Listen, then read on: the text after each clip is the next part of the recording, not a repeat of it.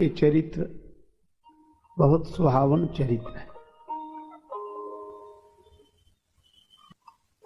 मेघनाद के वध के लिए गए हुए श्री लक्ष्मण जब मूर्छित होते हैं,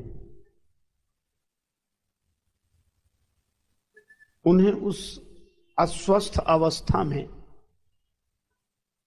गोद में लेकर भगवान की गोद तक पहुंचाना श्री हनुमान जी का कार्य है। उपचार के लिए सद्गुरु वैद्य को लाना श्री हनुमान जी का कार्य है और संजीवनी बूटी को लाना श्री हनुमान जी का कार्य है।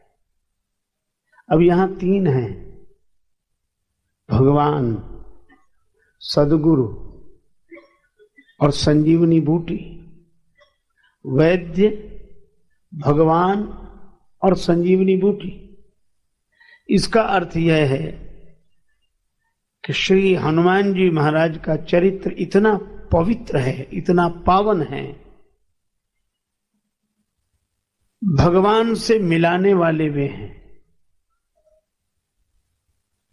सद्गुरु को हमारे जीवन में लेकर आने वाले वे हैं और भक्ति की संजीवनी बूटी लाने वाले भी वे हैं, पर्वत के माध्यम से। तो हमें संकेत यह मिलता है कि चाहे हमें सद्गुरु की आवश्यकता हो, चाहे हमें भगवान की आवश्यकता हो, चाहे वेद पुराण सम्मत भगवत भक्ति की आवश्यकता हो, ये तीन लाभ के लिए एकमात्र हनुमान जी पर्याप्त हैं। एक ही साधे सब सधे, सब साधे सब जाए। जो हनुमान जी का आश्रय लेता है उसका जीवन भगवान से जुड़ता है, सद्गुरु से जुड़ता है और वेद पुराण सम्मत भक्ति से जुड़ता है। और यही कारण है कि जब श्री सीता माता की खोज के लिए सभी वानर आ रहे थे तो हनुमान जी सबसे पीछे। पाछे पवन तनय सिरुनावा, पाछे पवन तनय, पाछे पवन तनय।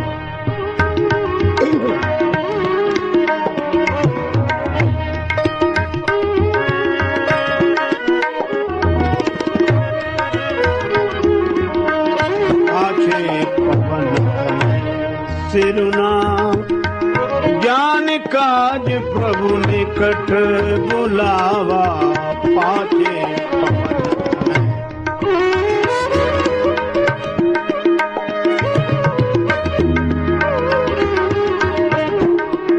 पवन तनय।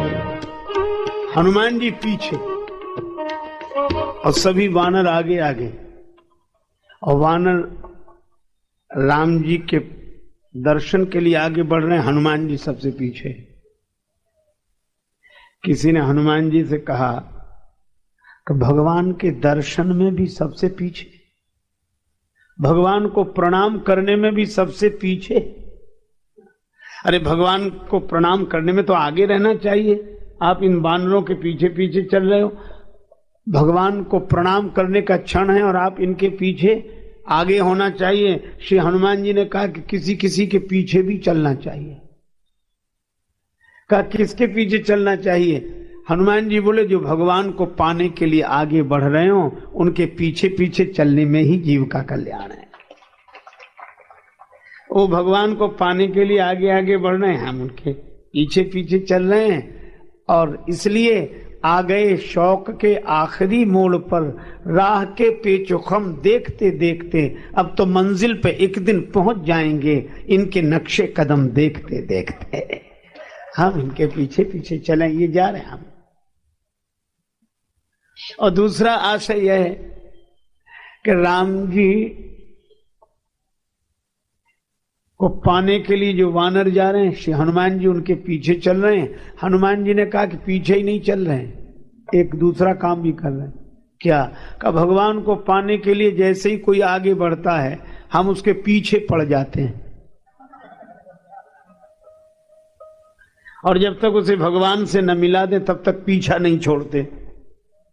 जब पीछे क्यों पड़ जाते हो? बोले ताकि वो पीछे न लौट पावे। भगवान को पाने के लिए कोई आगे बढ़े तो उसे पीछे नहीं लौटने देते, पीछे पड़ के भगवान से मिलाकर ही पीछा छोड़ते हैं। और सचमुच हनुमान जी जिसके पीछे पड़ जाएं उसे भगवान मिल ही जाते हैं, निश्चित मिलेंगे। तो इनके पीछे क्यों का बंदर है, इनका क्या ठिकाना, कब आगे बढ़े कब पीछे लौट आए। और अगर देखा जाए तो हम सबको एक एक बंदर मिला है, दिखता नहीं है क्योंकि अंदर है, मन ही तो वह बंदर है, इसका कोई ठिकाना नहीं, कब उधर चले कब इधर। एक क्षण में भोगी एक क्षण में योगी, एक क्षण में भोगी एक क्षण में योगी, पल भर में ज्ञानी पल में वियोगी, पल भर में ज्ञानी पल में वियोगी। बदलता जो क्षण क्षण में वृत्ति अपनी, कभी अपने मन के भरोसे न रहना, कभी अपने मन के भरोसे न रहना। तन कीमती है मगर है विनाशी, कभी अगले क्षण के भरोसे न रहना।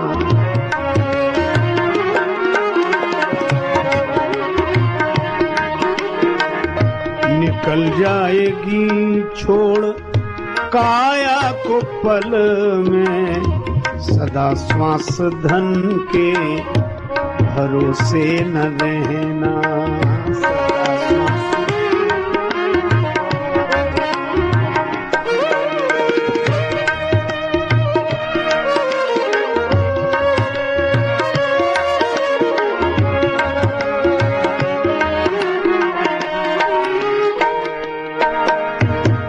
तुझको जो मेरा मेरा कहेंगे, जरूरी नहीं वे भी तेरे रहेंगे। मतलब से मिलते हैं दुनिया के साथी, सदा इस मिलन के भरोसे न रहना, सदा इस मिलन।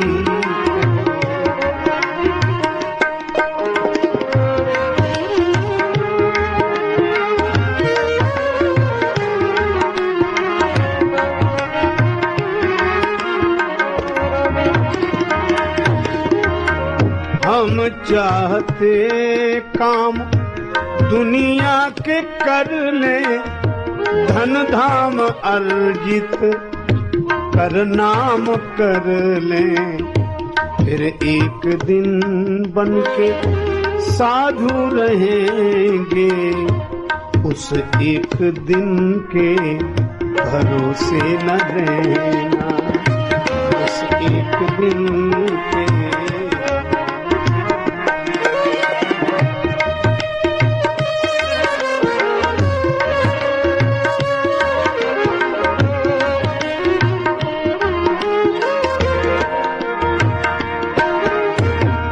राजेश अर्जित गुरु ज्ञान कर लो, या प्रेम से राम गुणगान कर लो, अथवा श्री राम नाम रटो नित नियम से, किसी अन्य गुण के भरोसे न रहना।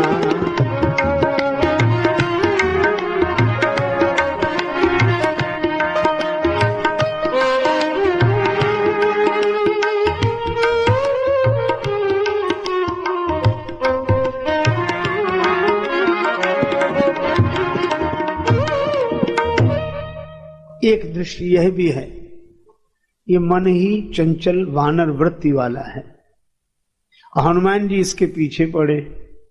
और कितना सुंदर संकेत है कि सत्संग जिसके पीछे पड़ा हो वह मन पीछे नहीं लौटता, वह तो भगवान की प्राप्ति करके ही धन्य होता है। अब एक तीसरी बात भी, हनुमान जी का चरित्र इतना पावन चरित्र है कि यहां वानर जाएंगे, प्रणाम करेंगे, आशीर्वाद मिलेगा। यहां पाने की बात, मिलने की बात, तो मिलने की पाने की बात में हनुमान जी पीछे, और खोने की बात हो, संकट की बात हो, तो हनुमान जी आगे। इसीलिए जब वानर वन में गए तो भटक गए। सबको लगा कि बिना जल के मृत्यु सन्निकट है, त्रषाकुल थे सभी। श्री हनुमान जी ने पहाड़ के शिखर पर जाकर देखा, गुफा का द्वार दिखा, बहुत से पक्षी प्रवेश कर रहे थे, बहुत से बाहर आ रहे थे। समझ गए यहां जल होगा। सभी वानरों से कहा कि अनुमान सही होना चाहिए, जल होगा, आगे आगे चलो। अंगद जी प्रमुख हैं, आगे चल रहे थे, और जब गुफा की बात आई कि आगे चलो, तो अंगद जी बोले मैं यहां आगे नहीं जाऊंगा। सभी ने कहा हम आपके पीछे पीछे चल रहे हैं, आप हमारे प्रमुख हैं, आगे आगे। अंगद जी ने कहा सब जगह आगे चलूंगा, गुफा में आगे नहीं जाऊंगा। कहा क्यों? बोलिए गुफा हमारे लिए अच्छी नहीं, हमारे परिवार के लिए अच्छी नहीं, क्योंकि हमारे पिता बाली और चाचा सुग्रीव का झगड़ा ही गुफा के पीछे हुआ, और जब से ये हुआ तब से हमने गुफा में आगे तो जाना ही बंद कर दिया है। पता नहीं क्या संकट हो। तब आगे कौन दिखाई देते हैं? आगे के हनुमान लीना, आगे के हनुमान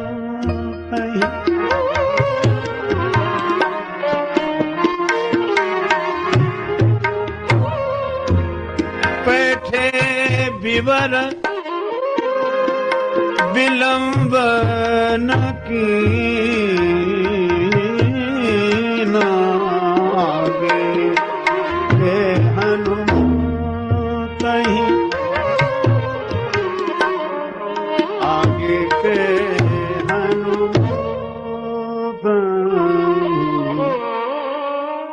हनुमान जी वहां आगे हो गए। संकट की संभावना हो तो हनुमान जी आगे, खोने की बात हो तो हनुमान जी आगे, पाने की बात हो तो हनुमान जी पीछे। हम लोग पाने की बात हो तो आगे, खतरा हो, खोने की स्थिति हो तो पीछे। मिले तो उसमें हम सबसे आगे हों, और कुछ बिगड़ रहा हो तो दूसरे का बिगड़े, बने तो हमारा बने। पर हनुमान जी महाराज ऐसे। अच्छा देखो, मैंने आपसे निवेदन किया कि हनुमान जी 3 से सहज जोड़ देते हैं, संजीवनी बूटी से, सदगुरु से और भगवान से। संजीवनी बूटी भक्ति रूपा है, रघुपति भगति सजीवन मूरी, सुखैन वैद्य सदगुरु के स्वरूप हैं, और राम जी भगवान है। अच्छा अब एक बात और भी सोचें, ये तीनों अलग अलग जगह हैं। जहां राम जी हैं वहां सुखैन वैद्य नहीं, और जहां सुखैन वैद्य हैं वहां राम जी नहीं है, और जहां संजीवनी बूटी है वहां ये दोनों नहीं है। पर हनुमान जी ने तीनों को इकट्ठे कर दिए। वहीं राम जी वहीं ले आए सुखैन वैद्य को, वहीं ले आए संजीवनी बूटी, ये तीनों को इकट्ठा कर दिया। तो हमें तो यह लगता है कि इन तीनों को इकट्ठे अगर किसी एक में पाना हो तो हनुमान जी में ही तीनों मिल जाएंगे। कैसे? सदगुरु को पाना हो तो हनुमान जी, जय जय जय हनुमान गुसाई, कृपा करहु गुरुदेव की नाई। श्री हनुमान जी गुरुदेव हैं, श्री तुलसीदास जी कहते हैं कि हमने तो गुरु रूप में देखा हनुमान जी को, इसीलिए श्री हनुमान चालीसा का आरंभ भी गुरु वंदना से, श्री गुरु चरण सरोज रज, और समापन भी कृपा करहु गुरुदेव की नाई। हनुमान जी गुरुदेव हैं। अच्छा, श्री तुलसीदास जी महाराज से किसी ने पूछा गुरुदेव हैं? हाँ, गुरुदेव का काम भगवान को दिखा देना, भगवान से मिला देना और भगवान से पहचान करा देना। अच्छा, कभी कभी ऐसा होता है कि भगवान सामने भी हों, मुश्किलें होती हैं आसान, बड़ी मुश्किल से मुश्किलें होती हैं आसान, बड़ी मुश्किल से आदमी बनता है इंसान, बड़ी मुश्किल से मुश्किलें होती हैं।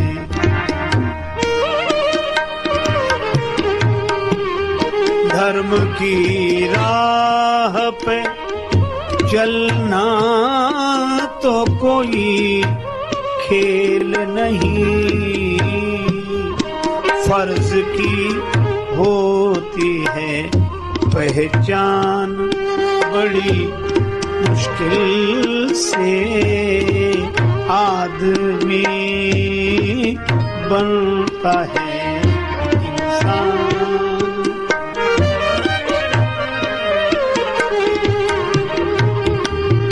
मैं की मस्ती से भी बढ़ के है खुदी की मस्ती। अभिमान का नशा हर एक नशे से बड़ा है।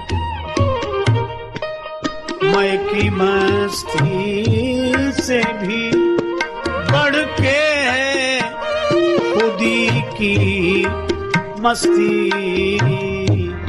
होश में आता है इंसान, बड़ी मुश्किल से मुश्किलें होती हैं।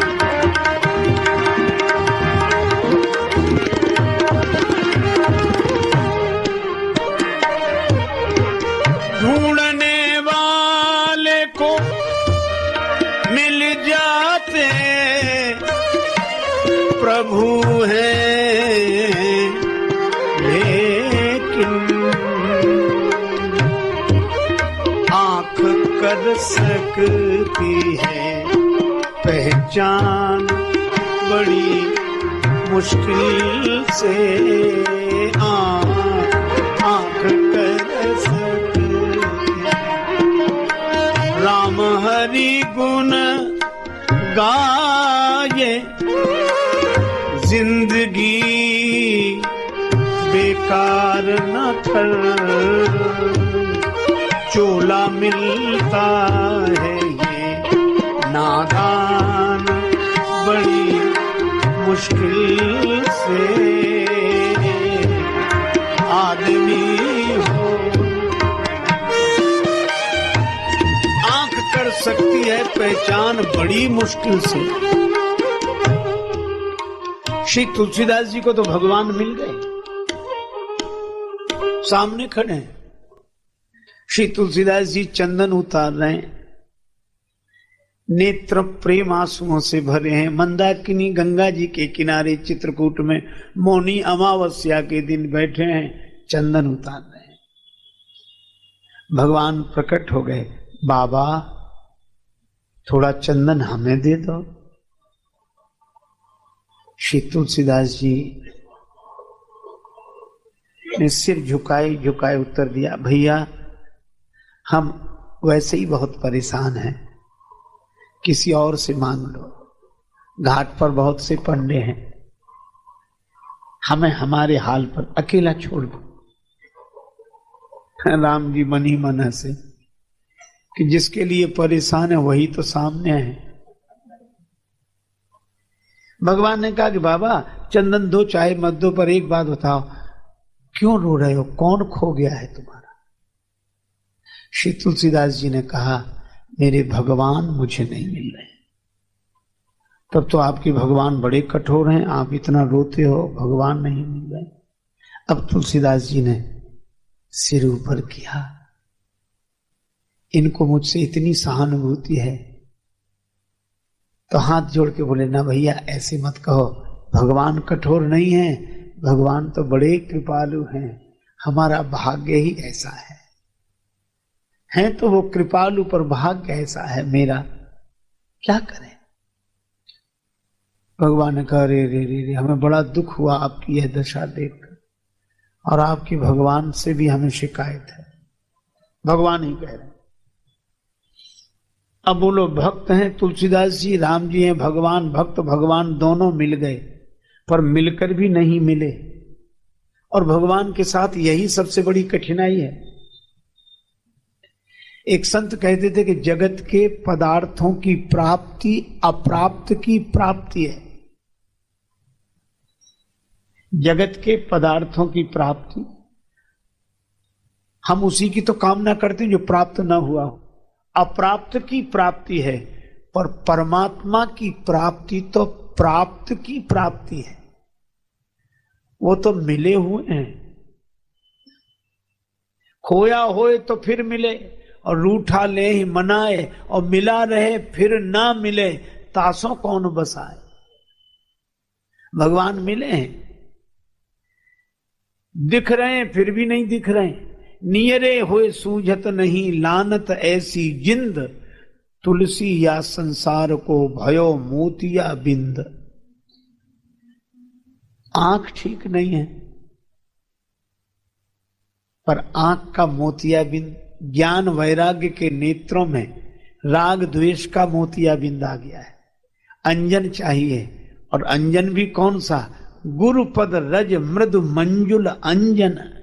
जिन आंखों से राग द्वेष के कारण हम परमात्मा को नहीं देख पाते, मन की उन्हीं ज्ञान वैराग्य की आंखों में जब राग द्वेष का मोतिया बिंद मिटाने के लिए गुरुदेव के चरण धूलि का अंजन लगाते हैं, तब हम भगवान को देख पाते हैं। यह गुरुदेव की महिमा है। तो भक्त हैं तुलसीदास जी, राम जी हैं भगवान, लेकिन आवश्यकता है गुरुदेव की। तो गुरुदेव बनकर बोले कौन? हनुमान जी। आवाज सुनाई पड़ी, श्री रघुवीर खड़े हैं सन्मुख, तुलसी तू क्यों रोता, सफल करो दृग हनुमान जी, बोले बनकर तोता, शोभा रामचंद्र की देखो नित्य नवल सी, गुण गायक सीताराम जी के।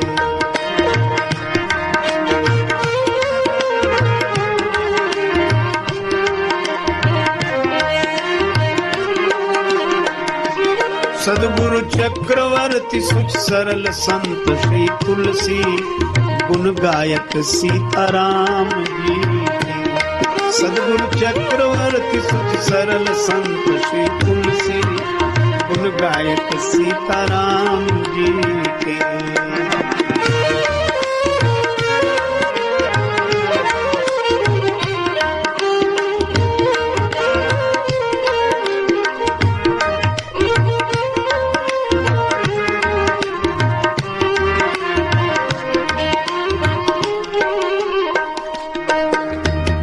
चित्रकूट के घाट पर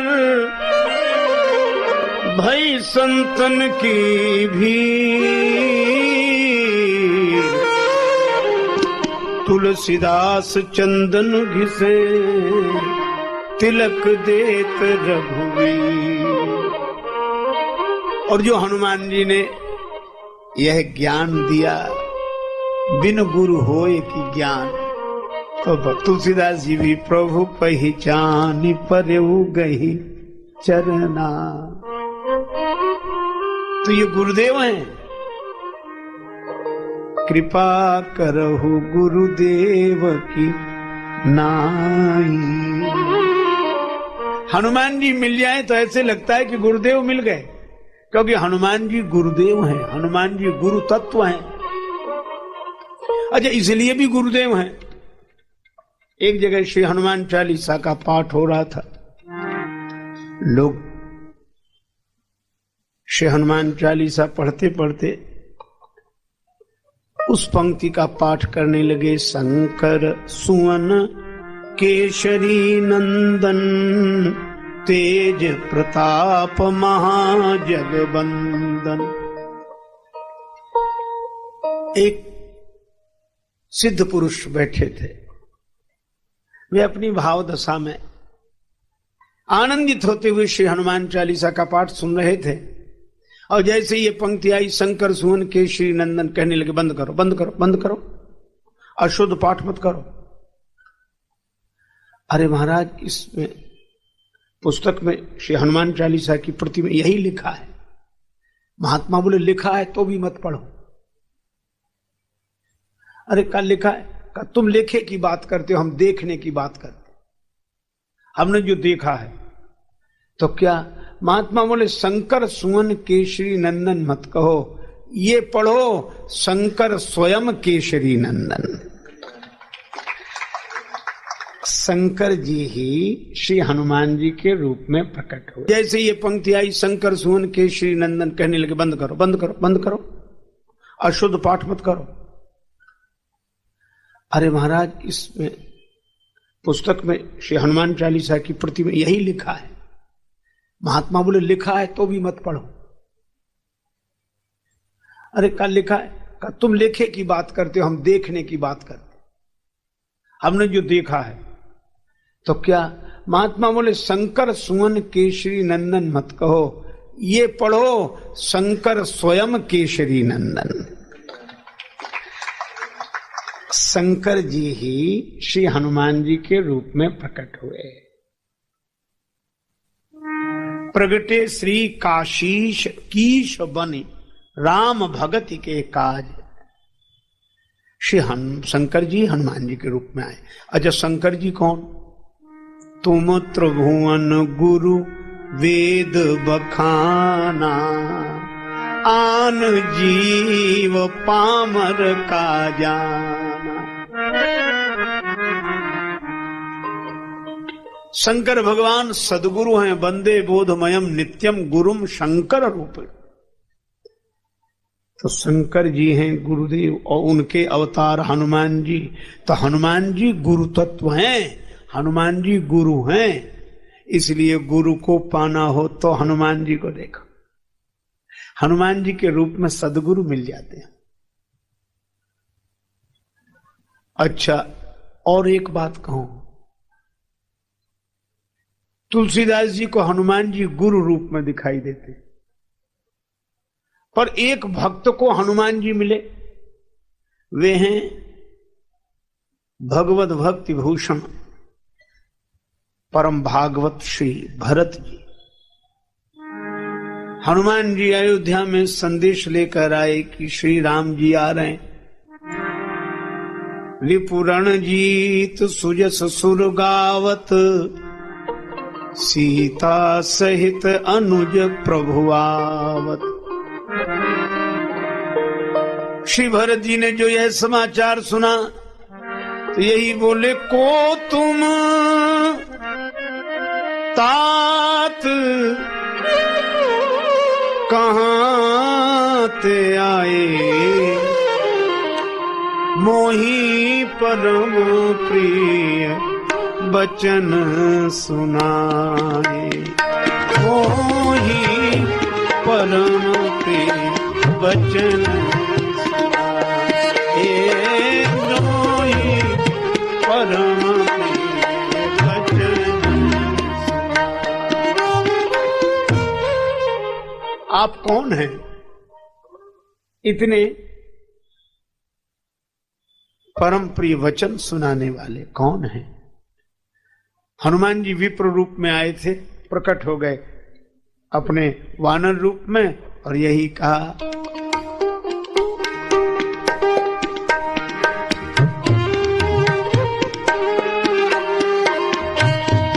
सुत में कपि हनुमाना,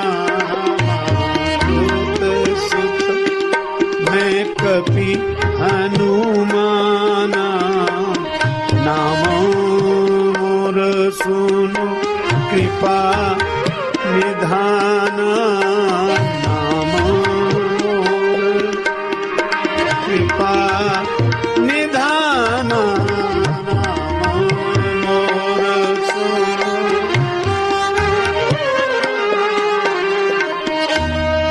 श्री हनुमान जी ने कहा कि मैं पवन का पुत्र हनुमान, श्री भरत जी आपसे पहले भी मिला हूं, आपका दर्शन हुआ है पहले भी। हाँ, अरे हनुमान जी, श्री भरत जी ने भुजाएं बढ़ाई, हनुमान जी को हृदय से लगा दिया, अत्यंत आनंदित हुए। और मिलकर जब अलग हुए तो श्री भरत जी ने श्री हनुमान जी से कहा, क्या आप सचमुच हनुमान हो? हनुमान जी ने कहा, सचमुच के हनुमान कैसे होते हैं, हम तो हैं वही हनुमान ही हैं। भरत जी अत्यंत भाव भरी दशा में कहते हैं कि यह तो मैं भी समझ रहा हूं कि आप हनुमान हो, हमारे नेत्र कहते हैं कि आप हनुमान हो, बुद्धि कहती है कि आप हनुमान हो, बुद्धि कहती है कि आप हनुमान हो, नेत्र कहते हैं कि आप हनुमान हो, लेकिन जब आपको हृदय से लगाता हूं तो हृदय कुछ और बोलने लगता है। का हृदय क्या बोलता है? श्री भरत जी कहते हैं, जब आपको हृदय से लगाता हूं तो ऐसे लगता है, कपि तव दरस सकल दुख बीते, मिले आज मोहि राम प्रीते। आंखों से देखने पर हनुमान दिखते हो, बुद्धि कहती है कि आप हनुमान हो, लेकिन जब हृदय से लगाता हूं तो ऐसे लगता है कि हनुमान जी से नहीं राम जी से मिल रहा हूं। तो कहीं आप राम जी तो नहीं है, इस रूप में आ गए। हनुमान जी के आंसू बरसने लगे। राम जी के मिलन का अनुभव क्यों हो रहा है? क्योंकि जासु हृदय आगार, बसहि राम सर चाप धर, तो राम जासु हृदय आगार।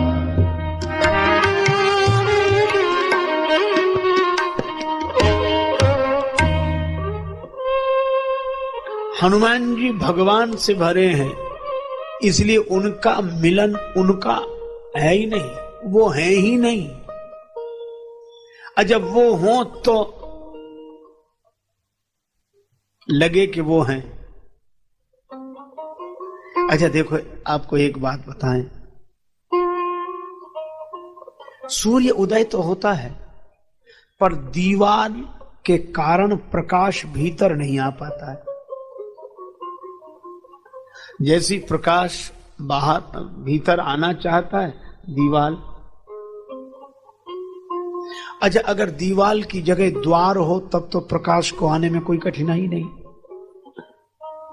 द्वार से तो प्रकाश पहुंच जाता है, दीवार से नहीं पहुंचता।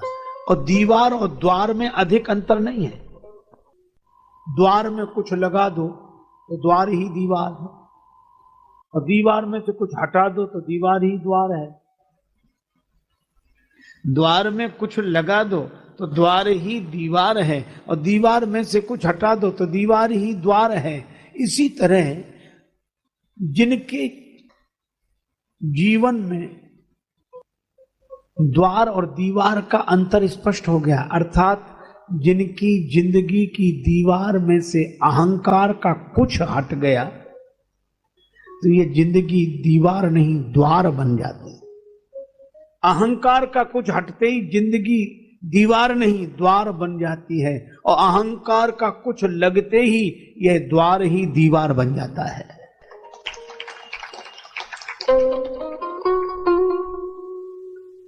हनुमान जी में अहंकार का कुछ नहीं है, इसलिए उनका जीवन द्वार है, और जिनका जीवन द्वार बन जाता है तो द्वार जैसे ही खाली जगह देता है तो उस जगह सूर्य भगवान प्रकट हो जाते हैं प्रकाश के रूप में। इसी तरह अहंकार का कुछ हटते ही परमात्मा प्रकट हो जाते हैं उसके जीवन में। तो हनुमान जी का मिलना तो भगवान का मिलना है। भरत जी को भी लगता यही, और श्री विभीषण जी को भी लगा कि तुम राम दीन अनुरागी, निराकार की आरसी श्री सदगुरु की देह है। सदगुरु का जो स्वरूप है वो दर्पण है, और दर्पण में उसका कोई अपना चेहरा नहीं होता, इसलिए सबके चेहरे उसमें दिखते हैं। निराकार की आरसी श्री सदगुरु की देह है, और लखा जो चाहे अलख को सो इनमें लख ले। अलख भी जिनमें लखा जाता है। वह हनुमान जी में ऐसी उनकी चरित्र की पवित्रता ऊंचाई है कि वो है ही नहीं। मैं ना बंदा था न खुदा था, श्री स्वामी रामतीर्थ जी महाराज कहते हैं। मैं ना बंदा था न खुदा था, मुझे मालूम न था, दोनों इल्लत से जुदा था, मुझे मालूम न था। और वजह मालूम हुई तुझसे न मिलने की है सनम, मैं ही खुद पर्दा बना था, मुझे मालूम न था। ये और सचमुच हनुमान जी वो हैं, पर्दा हट गया है, भगवान उनमें से। अच्छा, तीसरी बात हमने कही कि हनुमान जी भक्ति। भरत जी ने इस रूप में हनुमान जी को देखा, और विभीषण जी क्या कहते हैं कि तुम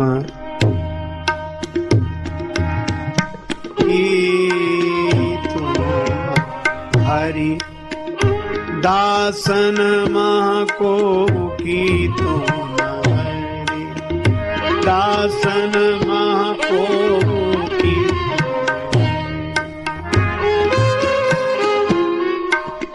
मोरे हृदय प्रीति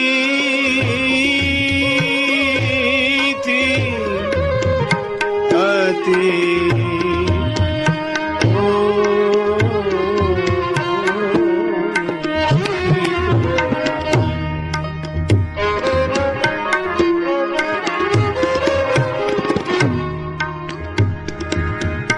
हरिदासन को कि तुम हरि।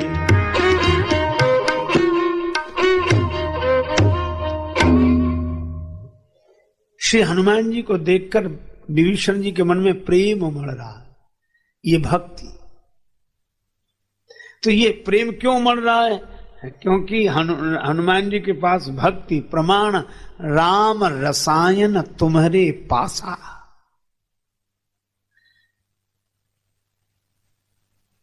तो इन तीनों के लिए अलग अलग भटकने की आवश्यकता नहीं है। जाके गति है हनुमान की, ताकि पैज पूज आई यह रेखा कुलिस पसान की।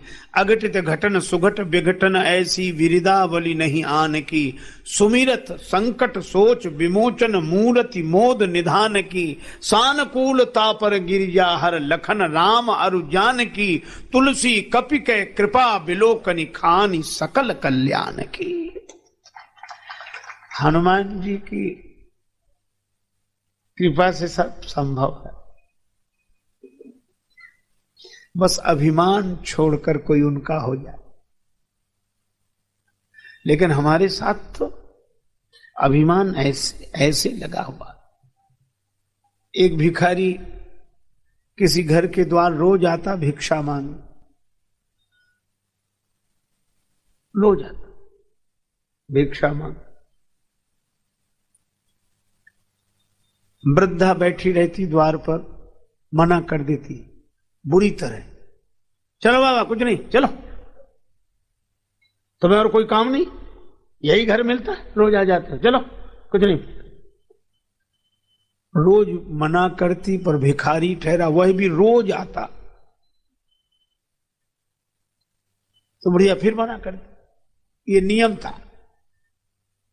वो मना करना बंद न करे, वो आना बंद न करे। एक दिन वो वृद्धा कहीं गई थी मोहल्ले में किसी के यहां, पीछे से वो भिखारी आया तो बहू थी घर में, कुछ मिल जाए भिक्षा। तो बहू ने कहा कि बाबा जाओ, कुछ नहीं है, जाओ। भिखारी चला गया। रास्ते में वो सास मिल गई, वो वृद्धा। कहां गए थे बाबा? तुम्हारे यहां गए थे, कुछ मिला ना?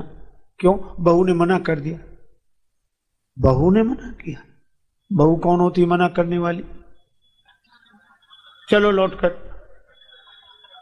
भिखारी ने सोचा इन दोनों के झगड़े में हमें फायदा, वो भी आ गया। सास ने कहा तूने मना किया? बहू बोली जी माता जी। क्यों किया? आप करती थी ना रोज, तो जो मैं करूंगी सो तू करेगी? मेरी बराबरी कर रही है, कल से आई है, तेरा हुक्म चलेगा? मैं जो कहती हूं वह होता है, तूने कैसे कहा? बहुत डांटा। बहू बोली गलती गलती? अच्छा गलती है ये, मेरी बराबरी कर रही है, अपराध है, बहुत बड़ा अपराध। माता जी हाँ, बहुत डांटा। भिखारी ने सोचा कि अब ठीक है, लेकिन बहू को डांटती हुई सास बोली मना करती तो मैं करती, तू कौन है मना करने वाला? और इतना कहकर भिखारी से बोली बाबा अब मैं मना करूं, कुछ नहीं है, जाओ। तो हमारे अभिमान की हालत तो ऐसी है कि मना भी करें तो हम करें। अहम कितने सूक्ष्म आकार लेकर बना रहता है। एक बार 1000 रुपए की इनाम रखी, चंचल घोड़ा, इस पर कोई बैठकर सवारी करके बता दे।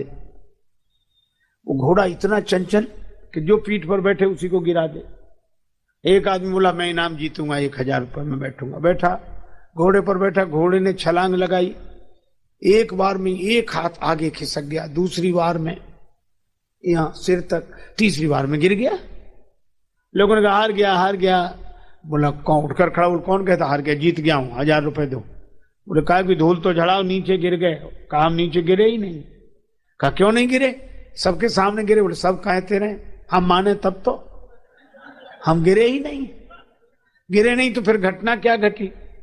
उसने कहा हम तो प्रगतिवादी हैं। घोड़े ने छलांग लगाई, एक हाथ आगे बढ़ गए, दूसरी छलांग में सिर तक आ गए, और तीसरी छलांग में गिरे। गिरे नहीं, हम तो आगे बढ़ रहे थे, अब घोड़ा ही खत्म हो जाए तो हम क्या करें? कुछ लोग ऐसे भी गिरने को भी गिरना नहीं मानते, दुर्गति को भी प्रगति। हम तो आगे बढ़ रहे थे। एक आदमी रास्ते से जा रहा था, दूसरा आदमी छत पे टहल रहा था, पान खाए हुए था, बिना सोचे समझे पान की पीक नीचे चला दी, और राहगीर बेचारा टोपी लगा उसके सिर पे गिरी। तो उसने ऐसे देख के कहा कि भाई साहब नीचे देखकर नहीं थूक सकते? तो भी उसको गलती मान के, भाई गलती हो गई, माफ करो भाई ना। कहा कि भाई साहब नीचे देखकर नहीं थूक सकते? क्या बोला? तुम ऊपर देखकर क्यों नहीं चलते? उसने कहा गनीमत है कि ऊपर देखकर नहीं चल रहे थे, नहीं सिर का स्थान मुंह ही होता। अभिमानियों की ऐसी ऐसी हालत है महाराज।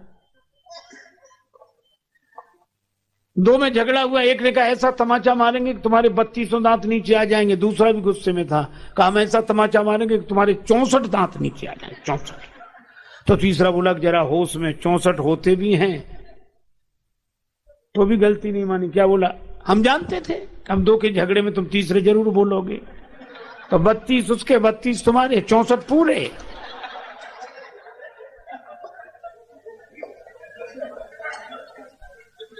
इसलिए भाई हमारी तो यह दशा है।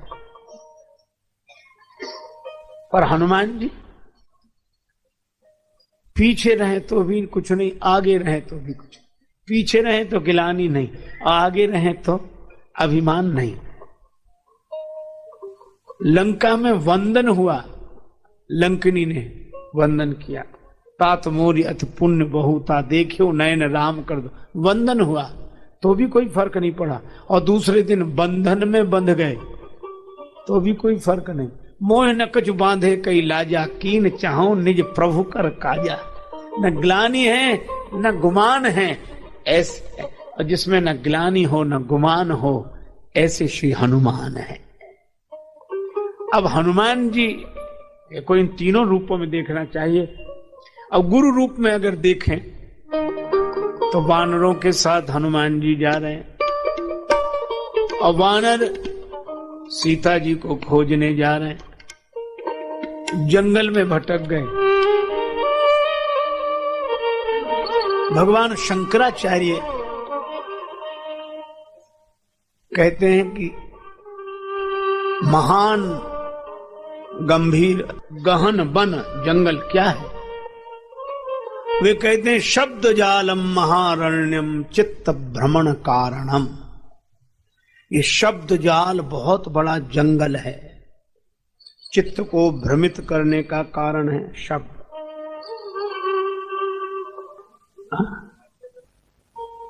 शब्द जाल का जंगल। अच्छा जरा इस पर विचार करें। भगवान शंकराचार्य कहते हैं शब्द जाल का जंगल है, लेकिन क्या यह भी शब्द नहीं है? जैसे कोई कहे कि तुम सत्य स्वरूप हो, आनंद स्वरूप हो, चैतन्य हो, यह सत्य तो है, पर क्या यह भी शब्द नहीं है?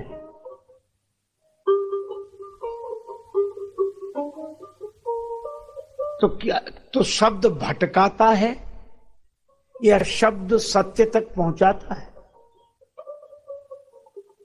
पर भगवान शंकराचार्य कहते हैं कि जंगल है, भटका देता है। चलो इसको आप ऐसे विचार करो कि शब्द बहुत जरूरी है, लेकिन असावधानी हुई तो जो शब्द सत्य तक पहुंचाता है, असावधानी होने पर वही पूरी तरह भटका देता है। कैसे? ऐसे समझो कि जैसे हम लोग दुनिया भर देखना चाहें तो देखते ही हैं, भगवान ने आंखें दी हैं, अकल दी है, देख लेते हैं।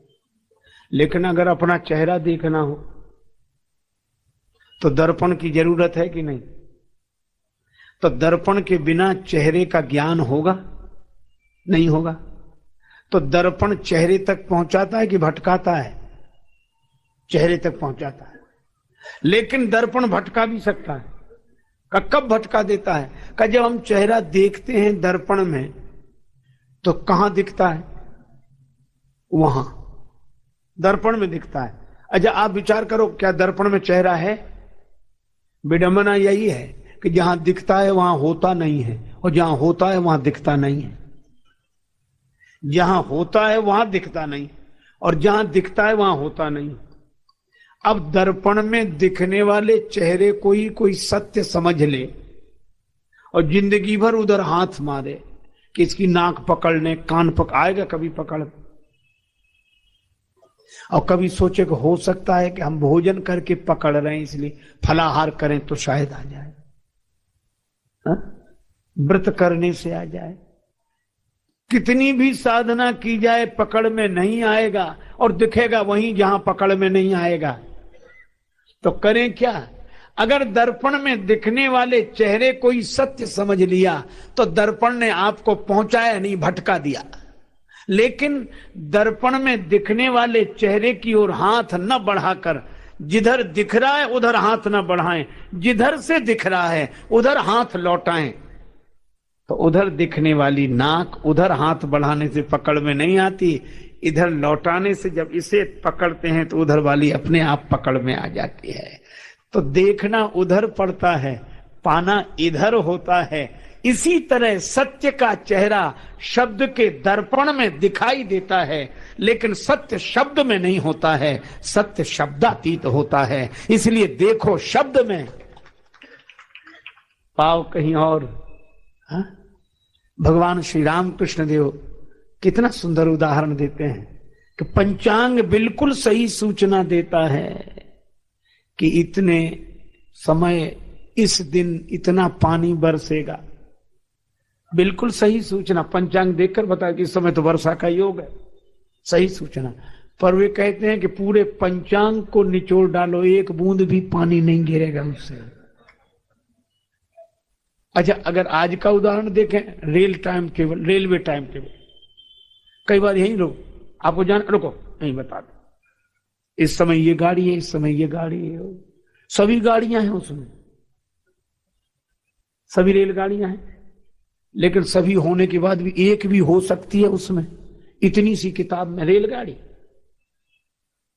अब कोई रेलवे टाइम टेबल में लिखी रेलगाड़ी को ही सत्य समझ ले तो कहीं पहुंचेगा? कहीं नहीं पहुंचेगा। लेकिन दूसरी बात भी है, दूसरी बात यह है कि अगर रेलगाड़ी में लिखी हुई रेलगाड़ियों को असत्य समझ ले तो भी क्या कहीं पहुंचेगा? तब बड़ी विचित्रता है। उसमें लिखी हुई रेलगाड़ी को सत्य भी समझना है और सत्य नहीं भी समझना है, क्योंकि उसमें लिखा बिल्कुल सत्य है पर वहां मिलेगा नहीं।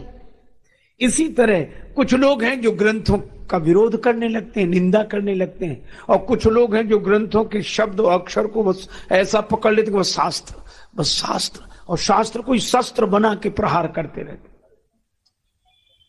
दो ही तरह के लोग होते हैं, कुछ लोगों के हाथ में शस्त्र होता है, कुछ लोगों के हाथ में शास्त्र। और शस्त्र का अगर अभिमान आ जाए तो वे लोग भी समाज को कम नहीं सताते, और शास्त्र का अगर अभिमान आ जाए तो वे लोग भी समाज को कम नहीं सताते। इसलिए भाई, शास्त्र तो ऐसे समझो जैसे पंचांग, शास्त्र तो ऐसे समझो जैसे रेलवे टाइम टेबल। ये बात सही है कि पुस्तक, उसका नाम है पुस्तक, पुस्तक नहीं पहुंचाती, ये केवल पुस्तक है। अंग्रेजी बोलते पुश करो, ये पुस्तक मतलब उस दिशा में धक्का देने के लिए है। लेकिन फिर वही बात कहें, उस तक भले ही न पहुंचाए, लेकिन पुस्तक के बिना कोई उस तक पहुंचा भी नहीं है आज तक। रेलवे टाइम टेबल में देखे बिना कोई सही रेलगाड़ी तक पहुंचा भी नहीं है।